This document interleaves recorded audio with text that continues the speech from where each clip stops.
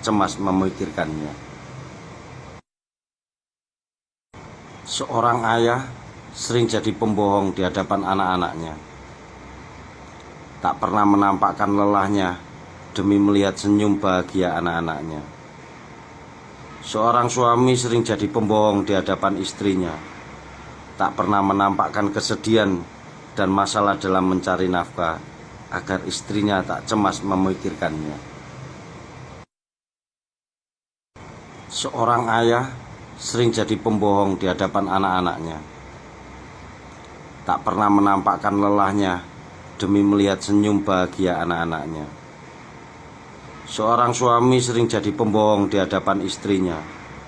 Tak pernah menampakkan kesedihan dan masalah dalam mencari nafkah agar istrinya tak cemas memikirkannya. Seorang ayah sering jadi pembohong di hadapan anak-anaknya. Tak pernah menampakkan lelahnya demi melihat senyum bahagia anak-anaknya. Seorang suami sering jadi pembohong di hadapan istrinya. Tak pernah menampakkan kesedihan dan masalah dalam mencari nafkah agar istrinya tak cemas memikirkannya. Seorang ayah sering jadi pembohong di hadapan anak-anaknya. Tak pernah menampakkan lelahnya demi melihat senyum bahagia anak-anaknya. Seorang suami sering jadi pembohong di hadapan istrinya. Tak pernah menampakkan kesedihan dan masalah dalam mencari nafkah agar istrinya tak cemas memikirkannya. Seorang ayah sering jadi pembohong di hadapan anak-anaknya. Tak pernah menampakkan lelahnya demi melihat senyum bahagia anak-anaknya. Seorang suami sering jadi pembohong di hadapan istrinya.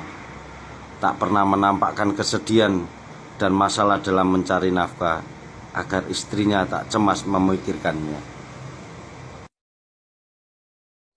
Seorang ayah sering jadi pembohong di hadapan anak-anaknya.